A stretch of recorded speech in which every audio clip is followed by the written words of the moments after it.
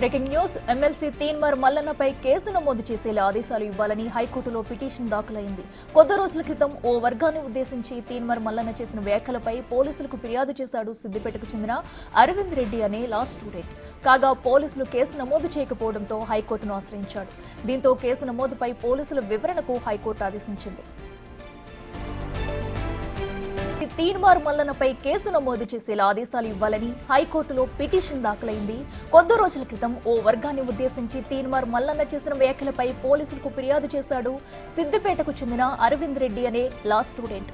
కాగా పోలీసులు కేసు నమోదు చేయకపోవడంతో హైకోర్టును ఆశ్రయించాడు. దీంతో కేసు నమోదుపై పోలీసుల వివరణకు హైకోర్టు ఆదేశించింది.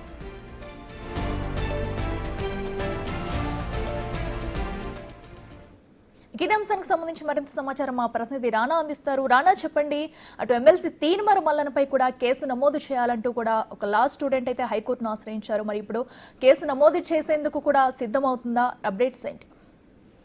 ఒక సామాజిక వర్గాన్ని ఉద్దేశిస్తూ ఆయన చేసినటువంటి వ్యాఖ్యలు ఆ సామాజిక వర్గాన్ని అవమానపరచడమే కాకుండా అస్థిరపరిచే విధంగా కూడా ఉన్నాయంటూ కూడా ఇవాళ హైకోర్టులో ఒక పిటిషన్ వేయడం జరిగింది. గతంలో కూడా పోలీసుల అధికారులకి అతనిపైన కేసు నమోదు చేయమని ఫిర్యాదు చేసినా కూడా వారు పట్టించుకోలేదు. ఇప్పటి వరకు కూడా ఎఫ్ఐఆర్ కూడా నమోదు చేయలేదని కూడా కోర్టుకి ఆయన విరమించడం జరిగింది. సో దీనిపైన విచారించినటువంటి హైకోర్టు పోలీసులకు ఫిర్యాదు చేస్తే ఎందుకు మీరు కేసు నమోదు చేయలేదు, వివరణ ఇవ్వాలంటూ కూడా హైకోర్టు చెప్పింది. పోలీసుల పైన ఆగ్రహం కూడా వ్యక్తం చేసినటువంటి నేపథ్యంగా పడుతుంది. దానికి ఒక టైం కూడా పెట్టింది.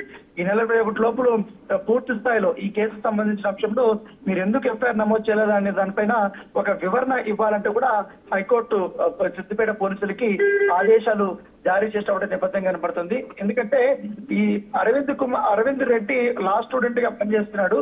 ఆ స్టూడెంట్ ఆ రోజు తీన్మార్ మల్లన్న ఒక బీసీ సభలో చేసినటువంటి వ్యాఖ్యలు అత్యంత జుగుప్సాకరంగా ఉన్నాయి, పైగా అవహేళనగా ఉన్నాయంటూ కూడా తన అభ్యంతరాల్ని ఆ రోజు ఆయన ఒక కంప్లైంట్ కాపీ రూపంలో పోలీసులకు ఫిర్యాదు చేస్తూ పట్టించుకోలేదంటూ కూడా తన మొత్తం అభ్యంతరాన్ని కూడా చెప్పినటువంటి నేపథ్యంగా పడుతుంది. అయితే ఈ నెల 2వ తారీఖున జరిగినటువంటి ఈ సభ గురించి ఆల్మోస్ట్ ఇవాళ 7వ తారీఖు వరకు వచ్చింది. ఇప్పటివరకు ఎటువంటి చర్యలు తీసుకోలేదు కూడా అతను తన పిటిషన్ లో పేర్కొన్నారు. సో దీన్ని విన్నటువంటి హైకోర్టు పోలీసులకి 21 లోపల కూడా ఒక వివరణ ఇవ్వాలంటూ కూడా ఆదేశాలు జారీ చేసినటువంటి నేపథ్యం కనబడుతుంది. దాంతోపాటు సిద్దిపేట సిపి గానీ డీసీపీ గానీ వీళ్ళకందరికీ కూడా నేను ఫోన్ చేసి ఫిర్యాదు చేసినా పట్టించుకోలేదని కూడా ఆయన పిటిషనర్ కోర్టు దృష్టికి తీసుకొచ్చారు. కాబట్టి పూర్తిగా వీళ్ళందరినీ కూడా సిపికి కూడా అతను ఆదేశాలు జారీ చేసినట్టుగా మనకు సమాచారం వస్తుంది.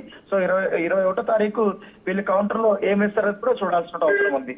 అయితే రానా, మరి అసలు కంప్లైంట్ చేసిన తర్వాత కేసు నమోదు చేయకపోవడాన్ని ఎలా చూడాలంటారు? అంటే దానికి సంబంధించి ఆ పోలీస్ అధికారులు ఏమన్నా ఆన్సర్ ఇచ్చారా? అదే దీనిపైనే ఉన్నత వివరణ ఇవ్వాలనేసి కూడా హైకోర్టు ఆదేశించింది. పిటిషనర్ ఇచ్చినప్పుడు ఆ కాపీని ఎందుకు స్థానిక పోలీసులు తీసుకోలేదు, పరిగణలోకి తీసుకోలేదు. ముఖ్యంగా ఆయన ఏమైనా ఆధారాలు ఏమైనా సమర్పించలేదా, ఏంటి మీకున్నటువంటి అభ్యంతరాలు ఏంటి అన్న దానిపైన ఒక వివరణ ఇవ్వాలంటూ కూడా ఇప్పుడు హైకోర్టు ఆదేశించింది. కాబట్టి ఇప్పుడు పోలీస్ అధికారులు ఖచ్చితంగా 21 లోపల ఒక వివరణ అనేది ఇవ్వాలి. సో అది ఏమి ఇస్తారు కూడా ఒక ఆసక్తికరమైన పరిణామం. ఎందుకంటే ఇప్పుడు చింతపండు నవీన్ ఒక ఎమ్మెల్సీగా కూడా పనిచేస్తున్నాడు. ఇటీవల కాలంలో చూస్తున్నాం గవర్నమెంట్ కి వ్యతిరేకంగా కూడా కొన్ని వ్యాఖ్యలు చేయడం, తర్వాత కులకరణ పైన కూడా అత్యంత ఘోరంగా కూడా అతను విమర్శలు చేయడం కూడా చూసాం. మనం ఏకంగా కులకరణ సంబంధించిన ప్రతులను కూడా అతను కాల్చినటువంటి అంశాన్ని కూడా చూసాం మనం. సో ఈ నేపథ్యంలో ఇప్పుడు సామాజిక వర్గాన్ని కూడా టార్గెట్ చేసుకుని ఆ రకంగా కామెంట్ చేశారు. కాబట్టి ఖచ్చితంగా ఆయన పైన ఇప్పుడు కేసు నమోదు చేయాలంటూ కూడా పిటిషనర్ ఆయన చెప్తున్నారు. సో చూడాలి ఇప్పుడు పోలీసుల వర్షన్ ఏ విధంగా కోర్టుకి చెప్తారు అనేది. అయితే రానా, ఇప్పుడు ఆయన మల్లన్న చేసిన వ్యాఖ్యలకు ఇప్పుడు సొంత పార్టీ కూడా అటు అయితే విమర్శలు చేస్తున్నారు. దీనికి సంబంధించి కూడా మల్లన్న ఇప్పుడు అటు పార్టీకి సైతం ఏమైనా వివరణ ఇచ్చే అవకాశం ఉందనుకోవచ్చా?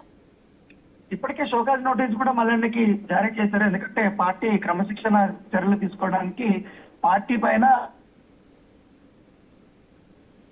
చేసినటువంటి వ్యాఖ్యలు కానీ ఆ ప్రతుల మొత్తం ఆయన అదంతా కూడా కాల్చడానికి ప్రయత్నించడం కానీ ఇవన్నీ దీనిపైన ఖచ్చితంగా వివరణ ఇవ్వాలంటే, పైగా ఇటీవల కాలంలో పార్టీకి వ్యతిరేక కార్యక్రమాలు కూడా చేస్తున్నారు. కాబట్టి వాటికంతా కూడా వివరాలు ఇవ్వాలంటే కూడా ఇప్పటికే ఇటు క్రమశిక్షణ సంఘం కూడా చెప్పిన నేపథ్యంలో దానికి సంబంధించి ఇంకా సమాధానం అయితే ఇంకా ఇవ్వలేదు. ఈ నేపథ్యంలోనే ఈ సామాజిక వర్గాన్ని ఉద్దేశిస్తూ చేసినటువంటి ఈ వ్యాఖ్యల పైన ఇప్పుడు హైకోర్టులో ఇది పిటిషన్ ఉంది. కాబట్టి సో చూడాలి నెక్స్ట్ పోలీసులు ఏం చెప్తారు, కేసు నమోదు చేస్తారా లేదా, లేకపోతే మరొకసారి పిటిషనర్ సిద్దిపేట పోలీసులను ఆశ్రయించి కేసు నమోదు చేయమని అడుగుతారా లేదని కూడా వేచి చూడాల్సిన అవసరం ఉంది. అయితే ఇటు నుంచి మరోపక్క అయితే పార్టీ నుంచి కూడా ఇప్పటికే నోటీసులు జారీ చేసిన నేపథ్యంలో అనుకున్న సమయంలోపు కూడా అటు మల్లన్న నుంచి ఎటువంటి స్పందన లేకపోతే మరి పార్టీ ఎలాంటి చర్యలు తీసుకునే అవకాశం ఉందనుకోవచ్చు? ఖచ్చితంగా పార్టీ నుంచి అతన్ని, ఎందుకంటే ఆశించిన సమయం ఇచ్చిన తర్వాత ఆయన కానీ సమాధానం ఇవ్వకపోతే, స్పందించకపోతే ఆబ్వియస్ గా పార్టీ నియమ నిబంధనల ప్రకారం పార్టీ నుండి సస్పెండ్ చేసే అవకాశాలు ఎక్కువగా ఉన్నాయి. సో ఆయన అంతవరకు కూడా ఖచ్చితంగా తన సమాధానం ఇస్తారనేది కూడా తన సన్నిహితులు చెప్తున్నారు. సో పార్టీలో మాత్రం ఖచ్చితంగా చాలా సీరియస్ గా ఉంది తీన్మార్ మల్లన్న పైన, ఆయన చేస్తున్న వ్యాఖ్యల పైన, ఆయన వ్యవహార శైలి పైన కూడా కొంతమంది పై చేస్తున్నటువంటి ఆ టార్గెట్లు కానీ ఇవన్నీ కూడా పార్టీ కమాండ్ కూడా పూర్తి స్థాయి ఆగ్రహం ఉంది కాబట్టి ఖచ్చితంగా కఠినమైనటువంటి చర్యలే తీసుకుంటుంది పార్టీ అనేది కూడా ముందుకు భావిస్తున్నారు. సో దాని లోపల ఇప్పుడు ఈ కేసు కూడా బయటకు వస్తుంది కాబట్టి ఒకవేళ ఈ కేసు కానీ నమోదైతే మాత్రం ఖచ్చితంగా తీన్మార్ మల్లన్న పైన పోలీసులు కూడా అరెస్ట్ చేసే అవకాశాలు ఎక్కువగా ఉన్నాయని కూడా మనకు సమాచారం ఉంటుంది. Right Rana, thank you.